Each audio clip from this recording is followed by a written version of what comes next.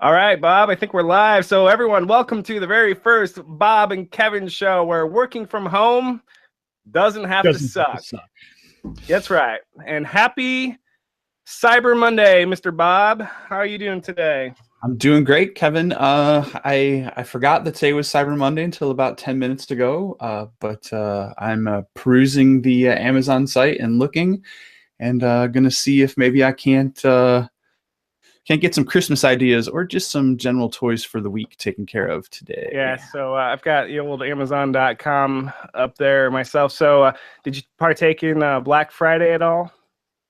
No, actually, my family, some of my family members did when we were traveling this week, and the malls on any given day are just not for me, and definitely not on Black Friday. Yeah, I didn't get out. I wasted a bunch of money on myself for Black Friday. Didn't really buy for anyone else. Sorry, spoiler alert for Christmas there.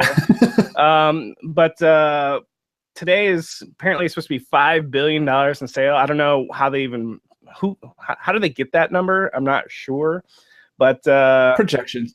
People who make projections get paid to throw, a dart at the board and see how it turns out. yeah, I think so. Oh, we should mention that if you'd like to ask Bob and Kevin a question, use the YouTube chat or somehow get a hold of us through Slack or Twitter. But there's a good chance that I will probably miss it unless you use maybe the YouTube chat. I don't know. We're still figuring this thing out, Bob.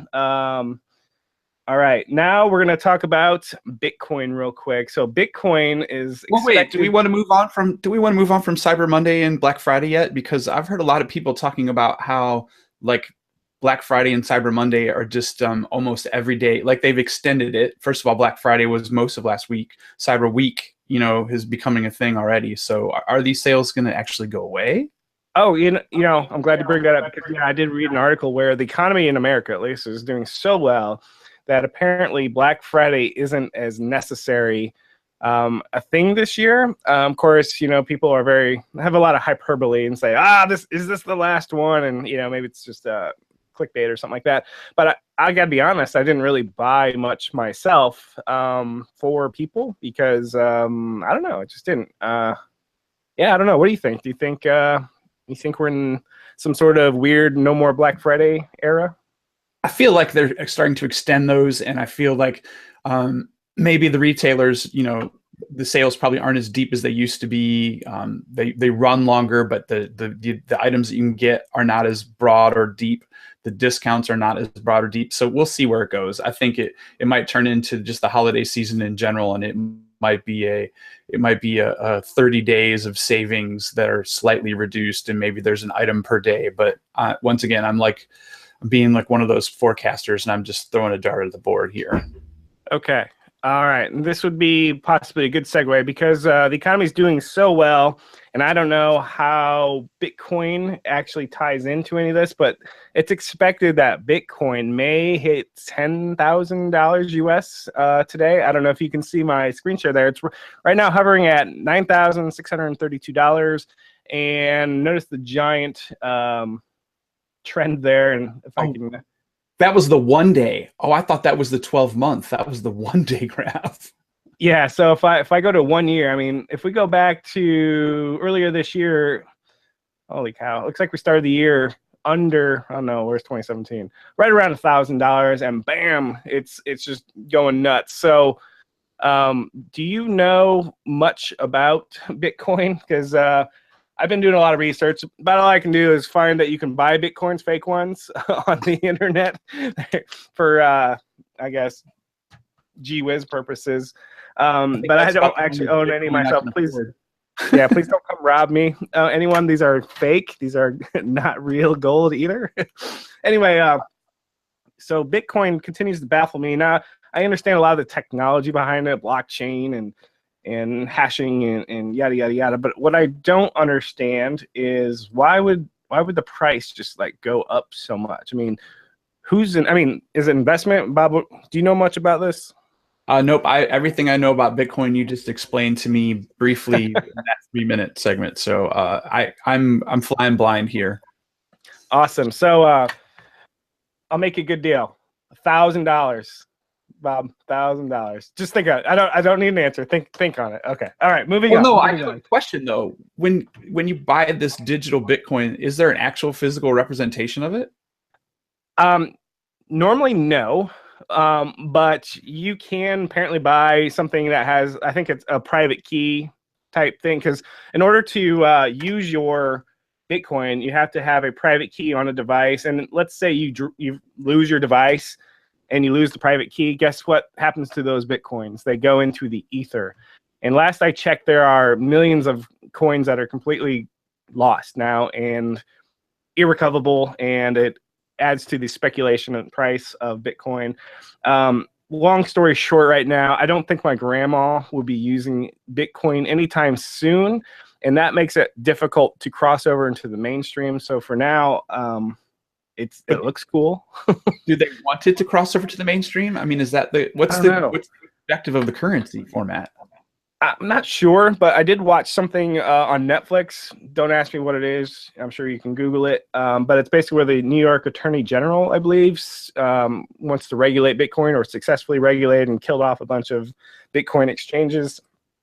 And the whole point of cryptocurrency is there's no central bank. It's all distributed. And in order for it to become mainstream, a lot of people are applying those sorts of mainstream thinking laws and regulations and whatnot. So who knows? Stay tuned. All I know is maybe 10,000 for a Bitcoin today might be a good deal a year from now. You know, we might be like, hey, it was only $10,000. Why didn't I get in? Why didn't I get in? So yeah, it needs to be more like $10 for me to get in. So yeah. All right, now time for a shameless self-promotion. Bob, how's the podcast coming? And kind of let everyone know what it is first. Well, I working on a side project. My Friends Are Amazing is the name of the podcast. You can find it on iTunes, Stitcher, TuneIn Radio, Google Play Store. It's all over the place. Basically, I have hour-long conversations with friends that I've met throughout my life and talk about the cool things that they do. And so far, so good. Listeners, we're getting pretty steady 50 to 60 listeners per episode, and that's been ticking up over time. Just released episode 6 last week. And I have one in the can ready to go this week that was recorded live. So that'd be my first live recorded one. Well, I mean, live recorded, meaning we were both in the same room. So yeah, it's going well. So give it a subscribe if you get a chance. How about you, Kevin? What's going on with the YouTube channel? Well, it's going really well. I just released one yesterday about books that I read. I ain't gonna lie, the more videos I make, the harder it is to come up with yet what's the next topic. So yeah, this is the unofficial call for ideas. If you have one, please send it my way here. I will evaluate it and try to make a fool of myself on video for the world to see. So that's where we're at. One at a time. That's right. All right, Bob, we're going to play a little game. I just discovered that you don't like, or at least know much about sci-fi. So we got Star Wars The Last Jedi coming out December 15th. Of course, my kids are like, OMG, Dad, you got to take me. So, Bob, we're going to play a little bit of trivia here, Star Wars. Who is Luke Skywalker's father? Darth Vader. All right. See, all right. There's some things that you and my wife would actually both get because she actively avoids these sorts of things. Who is the director of the original? George Lucas. Okay. See, you're not bad at this. You know a little more than meets the eye here. Well, that's pop culture, I think. All right. Maybe. All right. Who is Leia's brother? Luke. So, okay, all right. We're just gonna move on here. You know way more about this. Well, I know the older stuff because that's when I was growing up. But okay, all right. Well, I anyway, consider myself a fan. So I take it December 15th. You'll be doing something else, and what would that something else be besides the whole world going to see Star Wars? What are you going to be doing? Wow, December 15th. That's like almost 17 days or 18 days from now. I have no idea what I'm going to be doing on that day, but it probably won't be in the movie theater. All right, fair enough. All right, Bob, I'm going to throw it back to you. So you and I kind of do some work with the CMS for the .NET framework called Umbraco, and there is a conference coming out, our new conference, in a different part of the world. I believe it's called uDuf. And can you tell us some of the news that just happened on that one? Yeah, trying to figure out my screen sharing, but I'm going to pop up the uDuf screen here while we talk about it. I saw an announcement on Twitter that tickets went on sale. uDuf is the Umbraco Festival Down Under, and that is actually going to be in Australia, February 23rd, 2018. Tickets are on sale for $150. It is it's a one-day conference, but I think the experience to get down there will be worth it, and I'm trying to figure out a way to get there myself. All right, so right now how to turn off screen sharing. You cannot confirm nor deny whether or not you'll make it to Australia at this point, but you want to, right? Yeah, I'm trying hard. It could jeopardize another trip for another Umbraco festival, but we're going to see how we can make that work. But yeah, so if you haven't looked into uDuf yet, check it out because it's going to be summertime there, and it's actually happening pretty darn close to the beach from what I hear. Well, I'm going to Disney World around that time, so I'm definitely on the outs. So yeah. All right, and now for something completely different.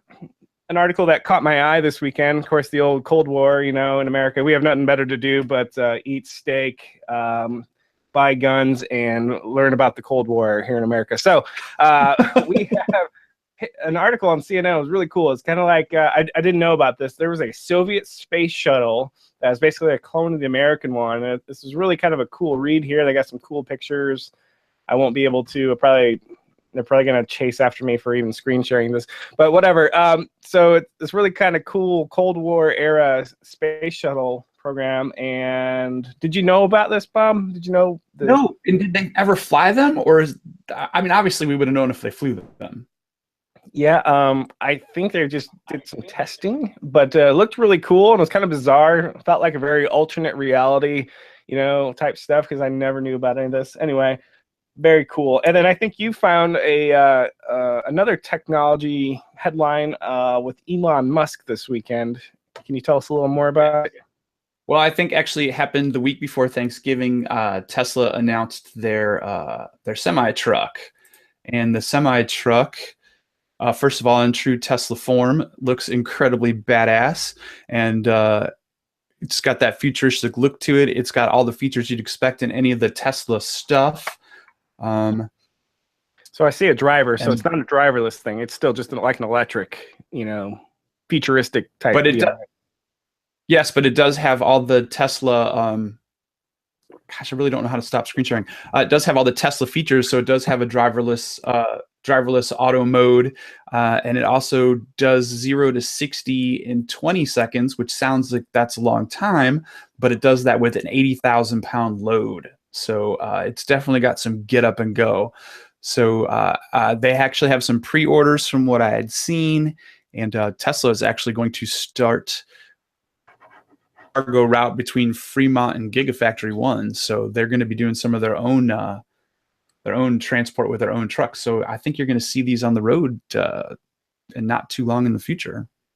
Awesome. Now, something total curveball here, Bob. Can you give anyone watching a pro tip on working from home? Something that's gotten you through the years, maybe, because you've worked at home for how long now? I've actually been doing it for I think almost 11 years now. So, holy cow! That's yeah. Impressive. So I did 5.5 years on my own, and then just past 5.5 years with my current employer. So this isn't necessarily a tip of what maybe I have. You got to get up. Like, you can't just sit. Like, that was the biggest thing probably for the first 9 years of working from home, sat on my butt all day long, and that's just really not healthy. So exploring stand-up desk alternatives, but really just taking that time every hour to get up and take a lap. It helps clear your head, but it also might add some years back to your life, especially if you've been sitting a long time. Now that I'm saying it, I'm feeling antsy in my chair. So yeah, pro tip, don't sit, get up.